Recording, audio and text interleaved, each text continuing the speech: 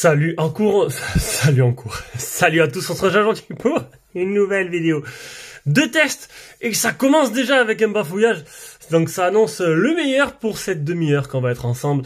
Donc du coup, aujourd'hui je vous propose le test du Realme 8, un smartphone qui m'est envoyé par Redmi, ce n'est pas une vidéo sponsorisée, donc je vais pouvoir dire ce que je veux du téléphone, et voilà.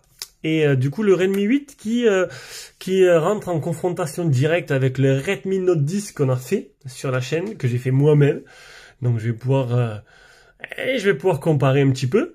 Donc c'est un téléphone qui est vendu, tarif conseillé en France 199 € en 64, 249 en 128, exactement les mêmes prix que le Redmi Note 10, comme c'est bizarre.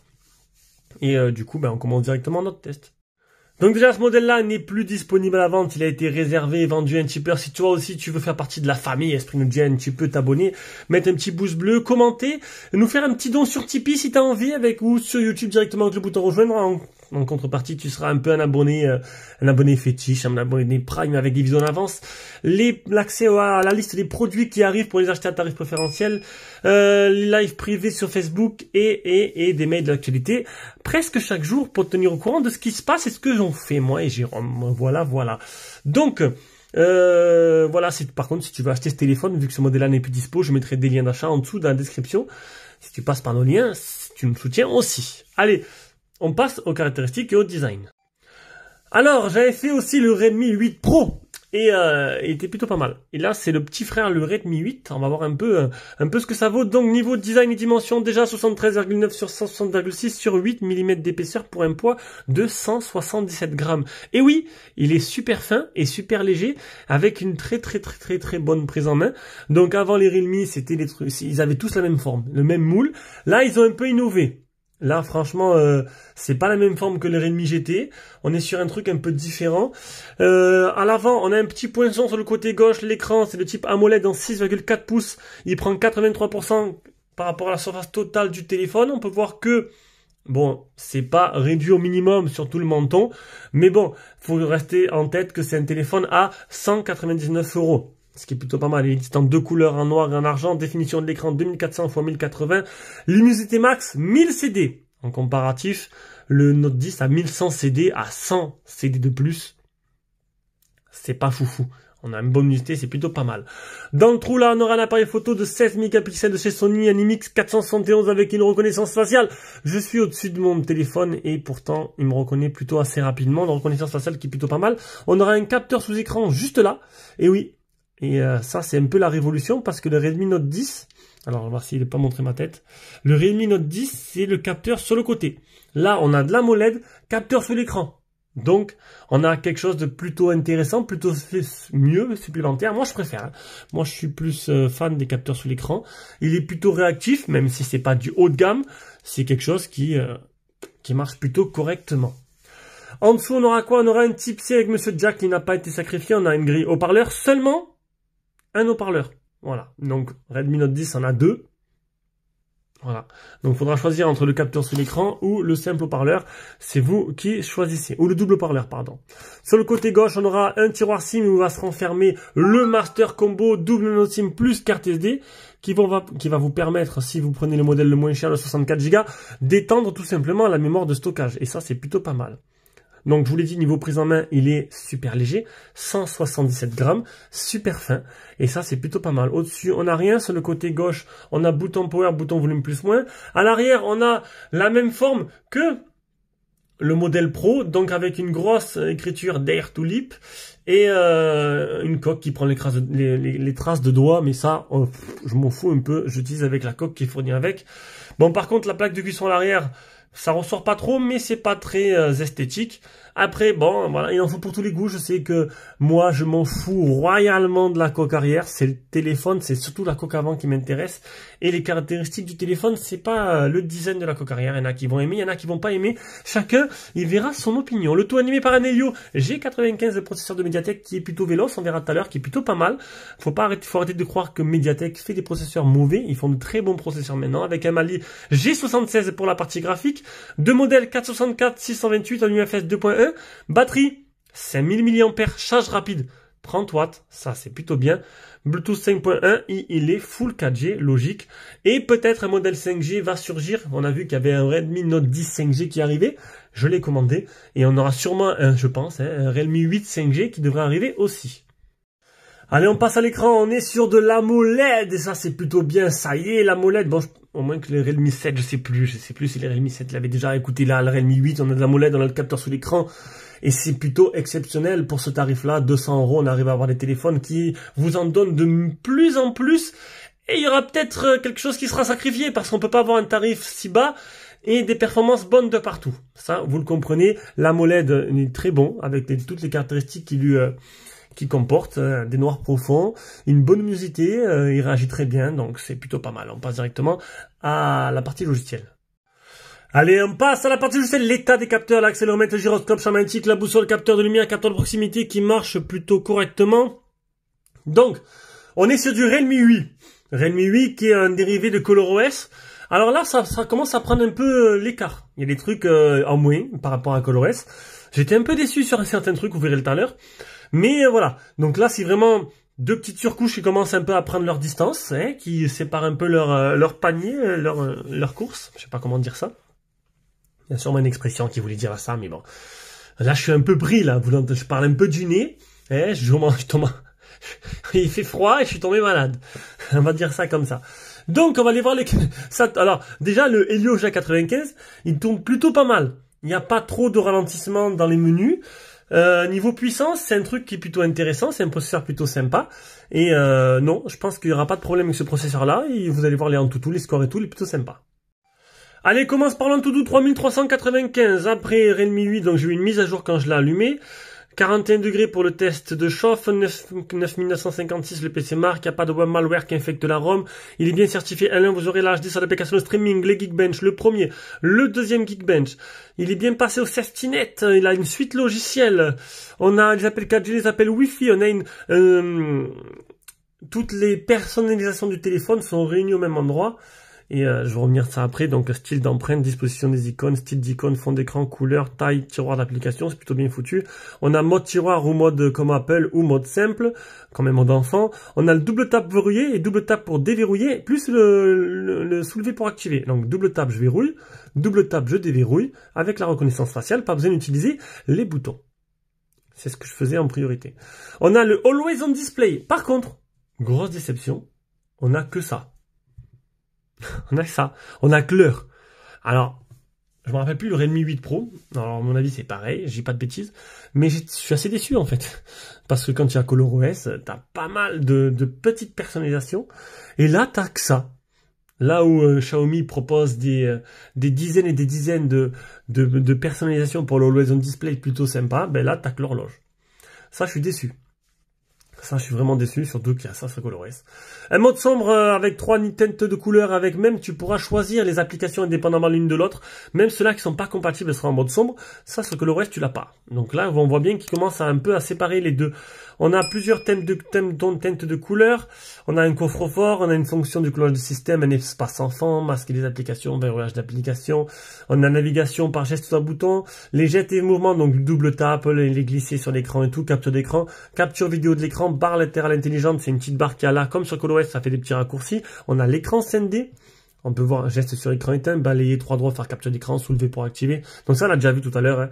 C'est en doublon, on a la OTG. Et ça, on arrive maintenant au truc en mode bêta. Donc l'atténuation d'essai qui permet de réduire le scintillement lorsque l'écran avec luminosité faible. Et on a on n'a pas que ça. On a deux trucs différents. On a un deuxième. Alors j'ai oublié de faire la capture. On va aller voir directement. Ce sera plus simple. Hop, ici. Realme Lab.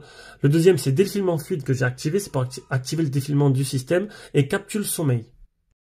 Et Capsule Sommeil, c'est une application pour limiter l'utilisation de votre téléphone, optimiser votre repos et votre sommeil. Voilà pour, normalement, on a fait toutes les captures, je sais plus où j'en suis. Hop, on revient sur les photos, on en est là. Donc on arrive à l'autonomie.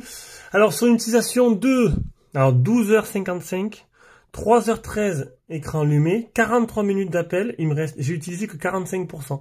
Donc il me restait quand même 55. Excusez-moi. Excusez-moi. Il me restait quand même 55% après une journée intensive d'utilisation. Donc c'est un téléphone qui va facilement vous faire les 2 jours. Et ça, c'est plutôt très bien. Il est vachement économe. Voici la test, la courbe de batterie, la courbe de chauffe. Donc il est monté à 32 degrés. Et le tableau de bord, alors j'ai une petite différence de 13 minutes entre GSM et entre le tableau de bord du téléphone où il dit que j'ai utilisé que 2h56. Ma foi, il n'y a que 13 minutes d'écart, c'est pas beaucoup. Et on arrive au GPS test de mettre de 21 satellites fixés sur 44. Voilà, on passe à la partie jeu. Finalement, on reviendra sur la partie jeu après. Une petite mise à jour en train de se faire. Donc la partie photo, donc je le rappelle, est 64 mégapixels de chez Omnivision.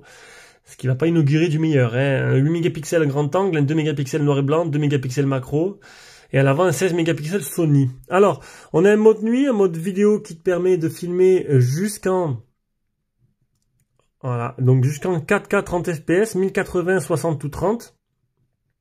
On revient en arrière. On a un mode photo. On a ici donc le grand angle, un zoom numérique x2 et x5. On revient sur normal, un mode portrait, un mode 64 mégapixels, un mode plus, mode étoilé, dual view, ralenti, expert, film, timeless, panneau, scanner de texte et ultra macro. Voilà, donc maintenant ce qu'on va faire, c'est qu'on va revenir directement avec l'appareil photo frontal, histoire de vous montrer un peu ce que ça donne, hein, en aperçu d'enregistrement de la caméra frontale, et on verra, on fera un petit bilan sur l'appareil photo. Allez, on se retrouve sur Call of Duty Mobile. Ah oui, j'ai oublié de le préciser, voilà, le téléphone c'est seulement 60 Hz, pas de mode 90, pas de 120. C'est voilà, ils ont fait le choix de la molette, donc du coup la molette étant plus chère, on a un molette 60. On n'aura pas quelque chose de mieux. Alors au niveau audio et graphisme, je suis en très élevé au niveau de la fréquence et de la qualité des graphismes. Si je mets en max, ça me baisse la qualité, on peut pas avoir les deux. Donc là, on est au mieux des possibilités sur ce jeu-là. On peut voir que c'est plutôt joli, ça réagit plutôt bien. Dommage pour les haut-parleurs stéréo, mais sinon, non, niveau jouabilité, tout réagit très bien, c'est un régal. Petit problème de Wi-Fi. Voilà. Que dire de plus? Rien, tout est parfait. Allez, on va passer à la dernière partie de ce test.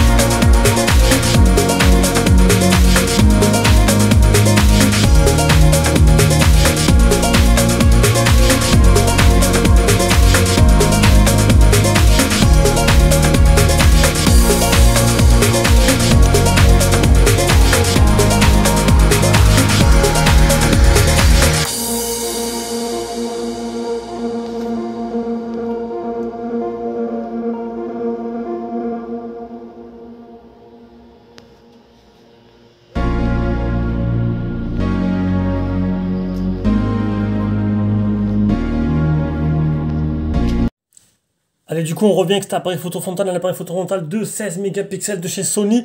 Alors, que penser de cet appareil photo? Donc, vous avez pu voir un peu toutes les vidéos, donc du 30, du 60 fps, IPS. Vous avez pu voir les photos de nuit, les vidéos de nuit, le macro, les grands angles, etc., etc. C'est pas folichon. C'est pas super. Fallait bien faire des concessions à un moment donné. Et je pense que c'est sur la photo quand les concessions ont été faites. Donc, dans de bonnes conditions, avec le beau soleil comme il y avait ce matin quand j'ai fini les vidéos, ça peut aller, les photos sont plutôt correctes. C'est dès qu'il commence à avoir un peu de luminosité qui commence à tomber, vous avez pu voir que le mode nuit, il est complètement anecdotique. On ne voit pas la différence entre les deux. Et ça, c'est un peu dommage. Après, bon, fallait bien à un moment donné voir où l'argent a été économisé. Allez, on passe à la suite. Allez, dernière partie de ce test, on arrive à la partie son, le son communication qui est très bon, même excellent.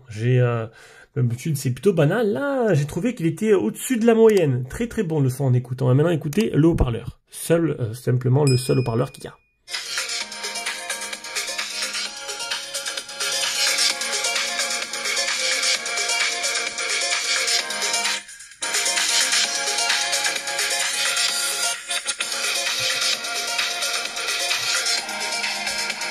Ouais, il fera le travail, il va pas casser des briques, mais il fera le travail. Donc on arrive à la conclusion de ce test. Que penser de ce Realme 8? Donc, et j'ai toujours une petite préférence pour les Redmi. Il se trouve que dans les Redmi, ils ont quand même à chaque fois des trucs un peu en plus. Là, on va juste y gagner, surtout sur le capteur qui est sous l'écran. Et voilà. Il a parlé. Donc le reste, une bonne autonomie, capteur sous l'écran, design léger, fin, plutôt agréable en prise en main. Pas de ralentissement dans les menus, une partie de photo peut-être un petit peu en retrait là-dessus. Et voilà. Voilà pour ce Redmi 8. Donc après, c'est vous qui verrez, qui vous ferez votre choix entre les deux cas d'or du moment. Sur ce, je vous fais des gros bisous et on se revoit pour une prochaine vidéo. Ciao, ciao.